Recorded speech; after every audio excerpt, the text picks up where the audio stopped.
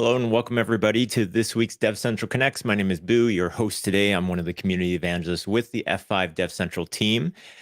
We are going to be talking about Kubernetes today, and we're going to be specifically talking about the Certified Kubernetes Administrator exam and certification. And we're going to have all the secret tips and tricks on how to pass that. I've got a couple experts who are both CKAs that are going to be joining me on this. But before we get to them, I just want to remind folks, F5's DevCentral Connects is supported by the DevCentral community, which is found at community.f5.com. And what you'll find on there is our message forum, so you can ask Q&A. You can find all of the show threads on there as well. So every time we do one of these shows, we'll create a little thread with some of the things that you want to bookmarks, the links and stuff that we were chatting about, and how to get connected with the folks that were joining us. I'll also remind folks, if you are watching us from LinkedIn, Facebook, Twitter, or YouTube right now, if you haven't already, make sure you're hitting like, hitting subscribe. We'd love to hear where you're watching from as well. So drop a comment into the live stream as well. Although you might not be watching us live right now, you might be listening to us via podcast. So you can actually find us on Apple, Google, and Spotify as an audio podcast. So you can listen to us in the car, on your commute, if you're returning to the office or whatnot. And if you are listening to us from one of those platforms, would love for you to hit subscribe, leave a 5-star review if you can. That just totally helps us out as far as growing our audience and being able to reach more folks with all of the good content that we have. And that good content today is going to be talking about the Certified Kubernetes exam. So I've got two folks that I'm going to be joined by, Jason Rom and Michael OLeary. First, I'm going to bring on Jason, and I'm going to bring on Jason first because he is the newest Certified Kubernetes Administrator. So let's bring him on. Jason, how you doing? I am well, thank you. And thank you for having me on DevCentral Connects. Congratulations on your Certified Kubernetes Administrator designation. How does it feel? It feels good to, it always feels good to accomplish something, right? I did the Security Plus back in the fall, and then the CKA this spring, and so it feels good to work through something, set a goal, and accomplish it. Yeah, that's awesome. Certainly, it was cool to watch you go through that and all the preparation and stuff like that. And actually, we'll bring on our other guest today, Michael OLeary, who was on with you, or who was with you on this journey as well. Hello, Michael. How you doing? Hi, Boo. Hi, Jason. Thanks for having me on. Yeah, awesome. So Michael is a older CKA, I guess. How long have you been a CKA for? I took the exam in March 2021. Oh, wow. That's awesome. Seasoned veteran. Yeah, you've been. Yeah. It's been around for a few years at this point, right? A few years, yeah. I don't know when it started. Yeah. Cool. Okay, so what we're going to talk about today is we're going to talk about the exam, Jason's learnings from taking the exam, how he got prepared for the exam, which is a big part of it, why Michael's here as well. Just before we start on that, I'm just going to mention that, Jason, you have written an article. So if folks head over to community.f5.com, there's a little drop down, you go to technical articles, or you just look up JROM is Jason's username as well, so you can see the articles that he's written. So there's one called It's a Kubernetes World and I'm Just Living in It, and that details all the things that you went through as far as the exam, and so we'll kind of weave through that. But maybe we can start from step one. So the two of you on here together, really helpful in that, Michael, you run a study group to actually get people through the CKA exam, and Jason was a part of that. So maybe we can start with, how that study group is structured, or how you go about getting people prepared. Yeah. Can I say one thing before we get into that? Just thank you to Michael and to Tony Marfil as well, who kicked these things off and at least even got me interested in the idea of going for the CKA. My journey started actually January of last year, and got registered, got started, but I was in the process of selling my house, and I could not make the time to do it. So it fell off my table for a long time. And then in the article, I have actually a screenshot Michael had reached out on Teams and said, "Hey man, did you ever get your certification? Because I'm going to start up a study group again." I was like, "Man, I think my thing expires in January, so I don't know that I have time." But I reached out to the Linux Foundation, and they gave me an extension that gave me time and the time frame that we were going to do the study group to take a run at it. So thank you to the Linux Foundation for making that exception and extending my time, and thank you, Michael, for the nudge and the push to get moving. Yeah, of course, absolutely. Thanks for finishing up and taking the exam and spreading the good word. So to answer your question, Boo, sort of how did this get started and what do we do? A couple of years ago, it was suggested to me to take the CKA exam, and I didn't know a whole lot about Kubernetes at the time. I thought I did. I was pretty good at networking and pretty good at Kubernetes networking. So I took a shot, and it was much harder than I expected. And I learned a ton. And I came away with a lot of confidence in discussing Kubernetes solutions with customers. And then I thought, this would be great if other folks at F5 did this. So I kicked off a study group, and internally, I trained maybe 8 or 10 of my colleagues. When I say I trained them, it was very much an interactive study group. So we all sort of studied the Kubernetes curriculum together. And then a couple of us finished up that course and became certified. And then me and a colleague sort of decided to do this again and again internally. And now we invite customers to join us too. So it's a study group. We typically run for a number of weeks, between 6 and 12 weeks typically. And we finish up with taking the Certified Kubernetes Administrator exam. Oh, that's awesome. So I guess as far as organizing a study group, like, had you been part of other study groups before and it inspired you to say, this is like a way that we can approach getting more people certified? Yeah, that's a great question. I'll take a stab at it, and maybe you can answer also, Jason. Personally, this is the first type of study group that I've run. I've run maybe 5 or 6 iterations of it now. So when I study personally, I like to be really intense. I dive in, I take a couple of weeks, and I ignore everything else, all the responsibilities in my life. It's not always the best way to go. So I structured this so that we could get together as a group, but it really does require a lot of study individually. So we meet every week, and we meet over a series of weeks, either 6 or 12, depending on how fast we want to achieve the certification. But of course, fewer weeks means more intense meetings and more intense studying. So that's how we approached it. I think everybody approaches study a little differently. So maybe Jason can tell me how he found it and what works for him. Yeah, so I would love to have the time to shut everything in the world off, but it's really hard for me. I got little one at home and family and other commitments, and so being able to just shut down life and dive in is not a reality for me. So I have to just plan the time as I get up early, stay up late, whatever, but just have a block of time every day. And specifically for me, Michael, yeah, I don't know how old you are, but I'm getting older, and the ability for me to cram a whole lot into like a week or two, and then that be useful information beyond the test, is not a reality for me anymore. I have to do it slow and steady, so that I build up the muscle memory and actually move that stuff from hot cache to long-term storage. And so I have to do it slow and steady.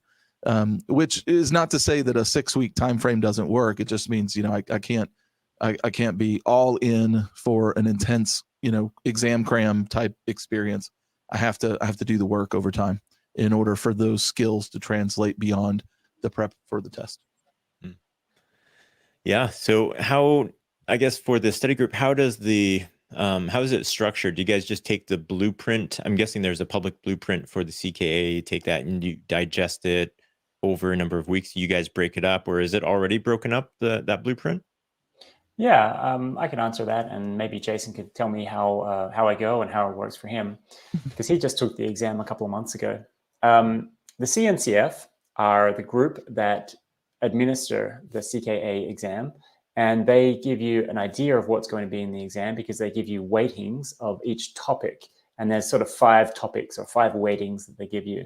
And then there's a number of commercial courses you can take, including one that's offered by the Linux Foundation itself, right? So you got the Linux Foundation, which is the parent of the CNCF, who administer the exam. For us, we chose to take a course run on the online learning platform Udemy. So we had all of the attendees sign up for this course, but it wasn't mandatory. You can use any number of CKA prep tools, and it really does help to use a couple of different ones. So personally, I've taken 2 different courses, and I've also played around myself and just Googled and read blogs and tried to build a cluster myself. So that was what worked for me personally. Jason, what about you? Yeah, primarily the resources were the Udemy course, but also we have at F5, thank you F5, access to LinkedIn Learning, as well as the O'Reilly Publishing catalog. And so all the resources for not just the exam information, but also just Kubernetes in general, all those resources at our fingertips. So as I wanted to deep dive into something, and I guess from a test prep perspective, that's one thing I'd add as an aside, is that, the end goal for me was not to pass the test. I did want to pass the test, but it was to build in a set of skills that I didn't have. And so as I would read and say, okay, this is how things are done, and this is how you do it, and whatever, sometimes that answer in the exams preparation stuff wasn't good enough for me. I was like, okay, I get that, but why? Why is that necessary, or why is that approach taken versus something else I would know from experience from, my other stuff, not Kubernetes. And so, I would, rabbit hole on resources that were on LinkedIn and LinkedIn Learning and the O'Reilly Publishing. And that didn't necessarily prepare me anymore for the test, but it did add context for me to bring to the table after the fact. Yeah, that's pretty cool. I was actually going to ask whether or not, those rabbit holes are actually going to fill in other knowledge if you discovered anything that might not have been covered in the blueprint that kind of snuck up on there. But yeah, I mean, that's good reason as well. I mean, I get that folks might just want that CKA badge on their social profiles, but at some point, hopefully you're going to use all this knowledge. So being able to fill it in has got to be pretty important. Yeah. Well, two points on that. The first is that, with the F5 distributed cloud, as Aubrey and I are getting into that, a lot of the services that we're building are Kubernetes services in our virtual K8s, workloads and all that. So I am able to, recognize all of those services. And I will say, taking the theory of a CKA into the real world application of F5 distributed cloud is not a direct translation of skill. It's like, oh, I know this, but there are nuances in the real world that don't exist in the CKA. And to the second point, the CKA tests you on native Kubernetes functionality.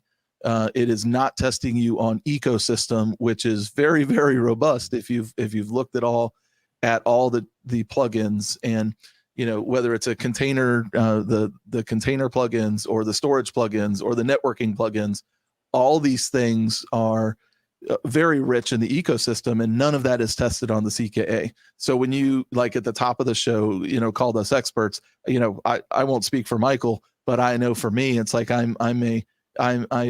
passed the test. I know some things about Kubernetes, but I'm far from ready to tackle the Kubernetes ecosystem. And so this is a launching off part for me. Not I've arrived, everybody throw money at me, I'm ready to solve all your Kubernetes problems. Yeah. You know what, speaking of a launching off point for you, we're talking about the study groups right now. And Jason, you expressed interest in actually opening up a study group that would be open to the entire community of DevCentral. Or I did. otherwise? Yeah. I put the carrot out there in the article on, I would be more than happy to lead a study group. And like Michael said, it's like, it's more of a facilitation. I'll do all the organization, and I'll lead, I'll facilitate, and all that. But if people are willing and they want to have the accountability of a storage group, a study group, thank you. A study group brings accountability, because that everybody else is going to come to the table with with something and that they've prepared, and you need to do that too. So I'm willing to do that if the if the community wants that, and I can kick that off. The one requirement that I think was necessary for me going into my study group that Michael and Tony had laid out is you got to register for the exam and bring your credentials with you to our first meeting of here's where I've registered and here's the date I've put on the calendar. Doesn't mean you can't move the date, but it's like you're committed, you really are going to do this. Because if you don't come with commitment, then what happens is usually something like a New Year's resolution, right? You're gung-ho for the first X number of days, and then you start to peter off, and then by week 3, you're not even at the gym anymore, right? You're just gone. And so I think bringing commitment to the table is an important thing. And best way to kind of get connected with you on that is register on DevCentral, so community.f5.com, I guess, and either leave a comment on the article or just DM you directly. Yeah, DM me, leave a comment on the article, hit me on Twitter or shoot me an email. Any or all of the above. But yeah, I'm excited to step into the shoes of Michael and Tony and lead one of these things if the community is interested. Awesome. And so just kind of going back to the study group, how it's organized. So we've gone over the length of time. What does each session look like for one of your study groups?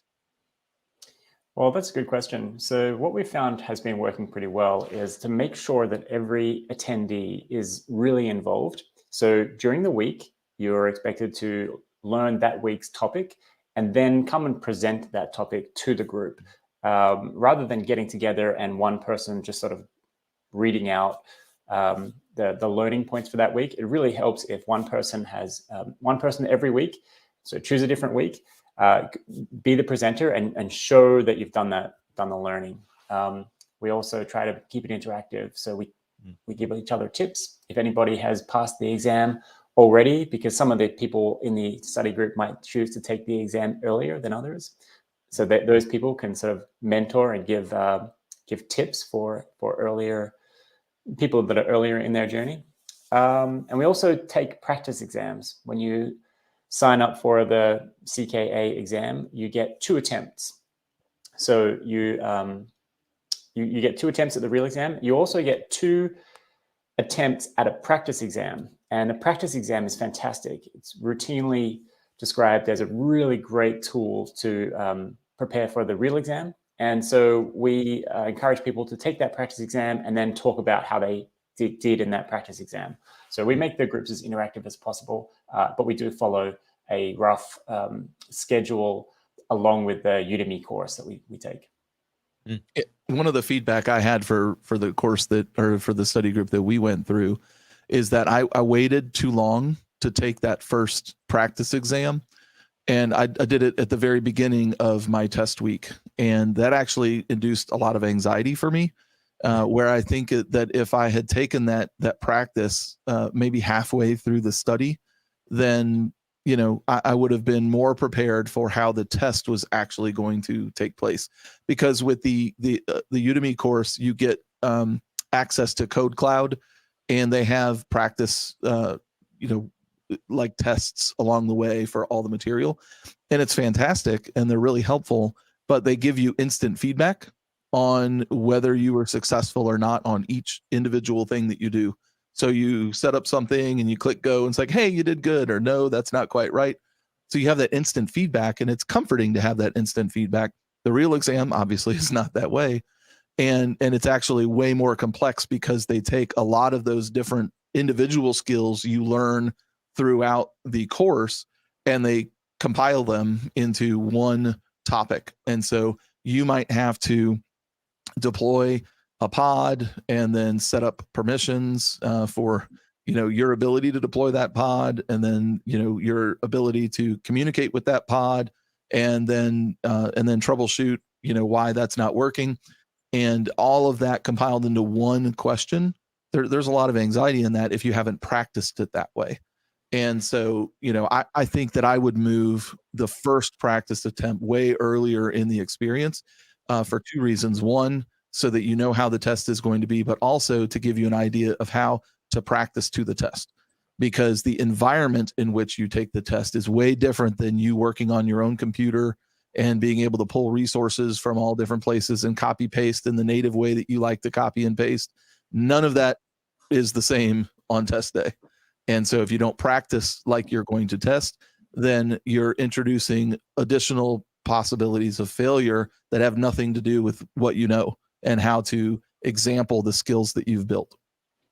Interesting. Yeah, maybe we can take the last few minutes to actually go over what test day was like. So I've heard a few things around how test day, you have to make sure your room is empty, void of anything that can help you out and stuff, and totally remote. You have to move your webcam around. Maybe you can give us a description, Jason.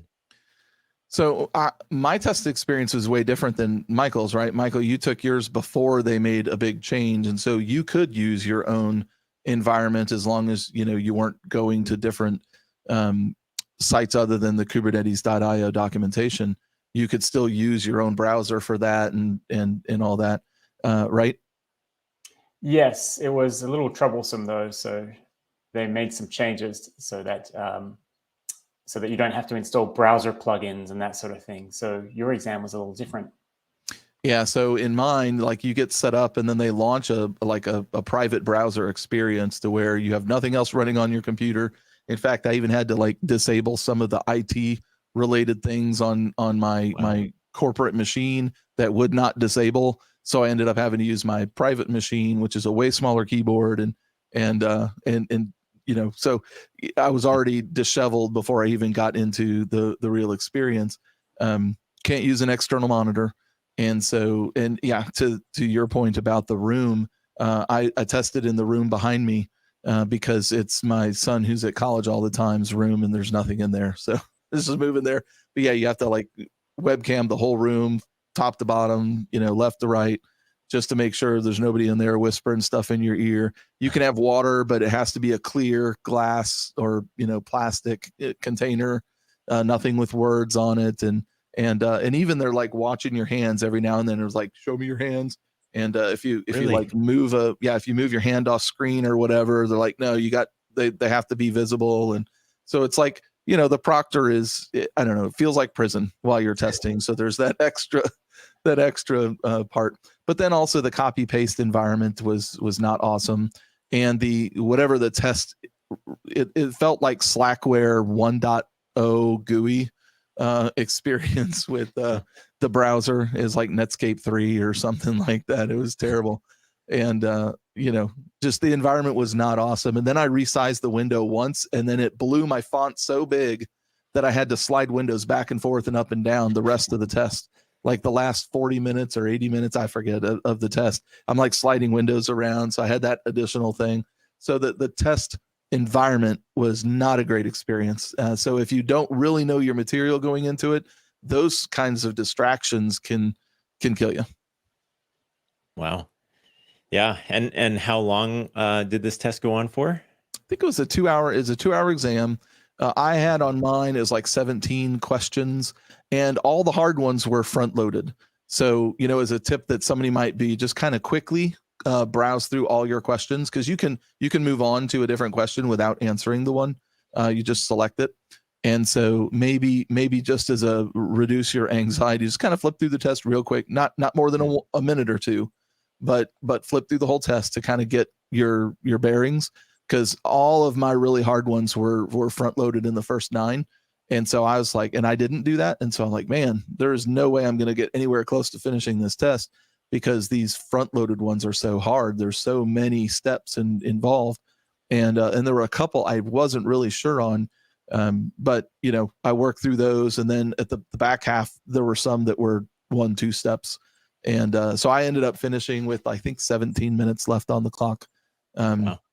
And there were a couple I wasn't sure on, but one of the other tips I'd have is even if you don't think do something, do the bare bones. Even if you're not to the 100% level of that thing, you do get partial credit based on I guess all the asserts that they do on how the environment finished up. So you'll get partial credit if it says deploy a container and you deploy the container, even if all the things in your container are not right. if some of them are right, you'll end up with some points. And so those points can save you to get you to the, the threshold of passing. And every one of, so you said you had 17 questions. Every one of those questions is like a practical lab experience that you're going through? Everything. Yeah. None of it. They're not asking you questions about theory. They're asking you to do something. And so some of it is configuration. Some of it is upgrades. Some of it is troubleshooting why things aren't working. And as Michael mentioned earlier, there's like 5 areas and there's different percentages. Troubleshooting and networking, I think, are the biggest percentages on that blueprint. And I think security is up there too. So the security, troubleshooting, and networking, I think, are the top 3 on that. And so you definitely want to focus on your studies in those areas. Confession time. I didn't get into the security section. I was on a cruise at that time. We were in our study group, and I was like, I'll skip it. I'll come back to that.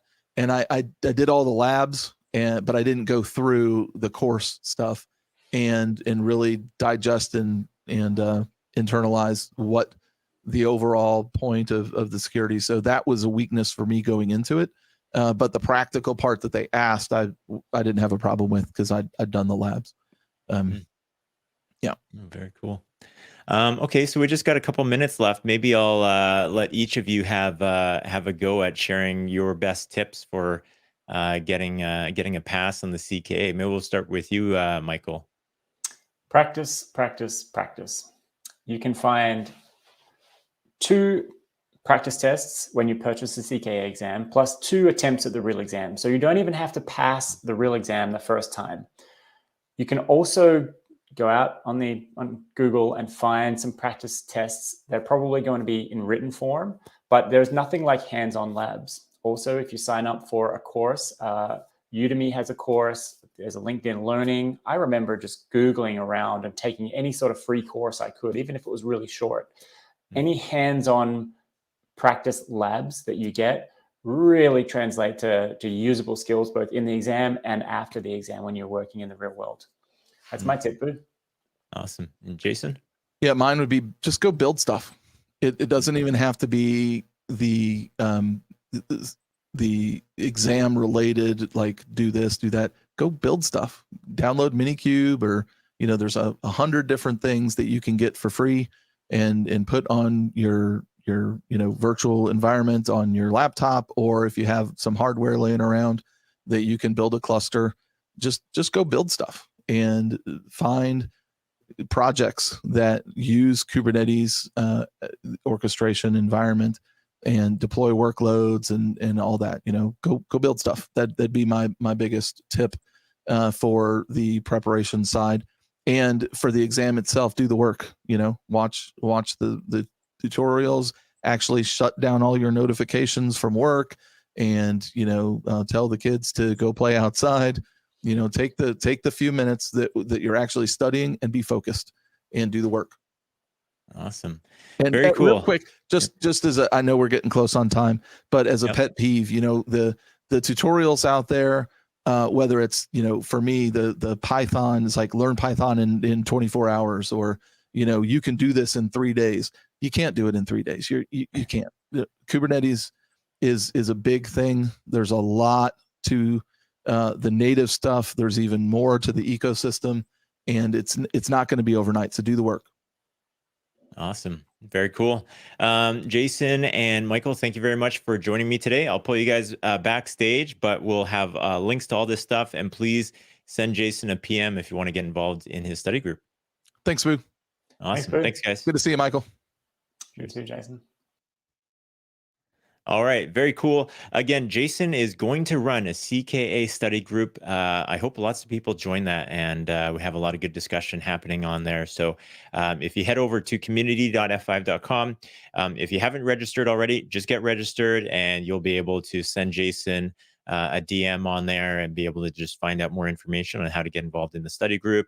I'll also call out, if you haven't already, make sure you're subscribed to YouTube, Facebook, LinkedIn, or Twitter for DevCentral, and you'll be able to catch us whenever we're doing these. Maybe we'll do some more of these discussions around the CKA if it is something that folks are needing to study up on. Maybe we can bring on some of the topics and discuss them on the show as well.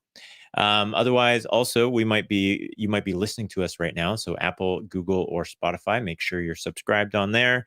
Leave us a 5-star review if you can. Let us know if you have any feedback as well. And do check out the show thread, which we will put into the show description as well.